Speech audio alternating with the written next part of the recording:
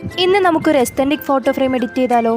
നിങ്ങൾ ഇതുവരെ എന്നെ സബ്സ്ക്രൈബ് ചെയ്തിട്ടില്ലെങ്കിൽ താഴെ കാണുന്ന സബ്സ്ക്രൈബ് ബട്ടൺ ഒന്ന് പ്രസ് ചെയ്യണേ. അപ്പോൾ നമുക്ക് സമയം കളയേണ്ട, വീഡിയോയിലോട്ട് കിടക്കാം.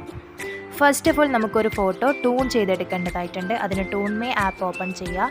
അതിൽ നമുക്ക് കുറേ കാർട്ടൂൺ പിക്സ് ഇങ്ങനെ ലോഡായി വരും. അതിൽ നമുക്ക് ഇഷ്ടപ്പെട്ട കാർട്ടൂൺ പിക്ക് ഒന്ന് സെലക്ട് ചെയ്യുക. നെക്സ്റ്റ് നമുക്ക് ഗാലറിയിലേക്ക് പോകുക. എന്നിട്ട് എഡിറ്റ് ചെയ്യേണ്ട ഫോട്ടോ അതിലേക്കൊന്ന് അപ്ലോഡ് ചെയ്ത് കൊടുക്കുക. നമ്മുടെ ഫോട്ടോ ഇപ്പോൾ പ്രോസസ്സായി കൊണ്ടിരിക്കലാണ്, കുറച്ച് ടൈം എടുക്കും കേട്ടോ, വെയിറ്റ് ആക്കാം.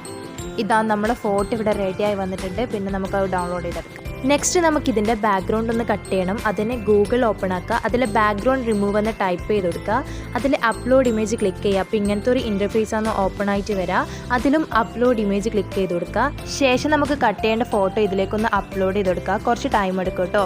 ഇത് ബാക്ക്ഗ്രൗണ്ട് കട്ടായി വന്നതിന് ശേഷം താഴേക്കാവുന്ന ഡൗൺലോഡ് ബട്ടൺ ഒന്ന് ക്ലിക്ക് ചെയ്യുക. നെക്സ്റ്റ് നമുക്ക് വേണ്ടത് ഇൻഷോട്ട് ആപ്പാണ്. അതിൽ നമുക്ക് ഫോട്ടോയിൽ ക്ലിക്ക് ചെയ്യുക. അതിൽ ഗ്രിഡ് ഓപ്ഷൻ സെലക്ട് ചെയ്യുക. എന്നിട്ട് നമുക്ക് 8 ഫോട്ടോസ് അതിലേക്ക് അപ്ലോഡ് ചെയ്ത് കൊടുക്കുക. ശേഷം നമുക്കിതിൻ്റെ സൈസ് ഒന്ന് അഡ്ജസ്റ്റ് ആക്കി എടുക്കേണ്ടതുണ്ട്. അതിൽ നമുക്ക് ക്യാൻവാസ് എന്നൊരു ഓപ്ഷൻ ഉണ്ട്. അതിൽ നമുക്ക് പോയിട്ട് സൈസ് അഡ്ജസ്റ്റ് ആക്കി എടുക്കാം.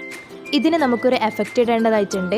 അതിന് നമ്മൾ ഫിൽറ്ററിൽ പോയിട്ട് black and white effect select ആക്കുക. നെക്സ്റ്റ് നമ്മൾ ഈ ഫോട്ടോ ഗാലറിയിലേക്ക് എക്സ്പോർട്ട് ആക്കാം. നെക്സ്റ്റ് ക്യാൻവ ആപ്പ് ഒന്ന് ഓപ്പൺ ആക്കുക. അതിൽ നമുക്ക് ഇഷ്ടപ്പെട്ട ഒരു പേജ് ബാക്ക്ഗ്രൗണ്ട് സെലക്ട് ആക്കുക. ഫോൺ വാൾപേപ്പേഴ്സ് എന്നില്ലേ, അതിൽ ഞാനൊരു ബാക്ക്ഗ്രൗണ്ടാണ് സെലക്ട് ആക്കിയിട്ടുള്ളത്. അതിലൊന്ന് ക്ലിക്ക് ചെയ്തതിന് ശേഷം ഡിലീറ്റ് ഓപ്ഷൻ ഉണ്ട്, അതും ക്ലിക്ക് ചെയ്താൽ നമ്മുടെ പേജ് വൈറ്റ് ബാക്ക്ഗ്രൗണ്ടായി വന്നിട്ടുണ്ടാവും.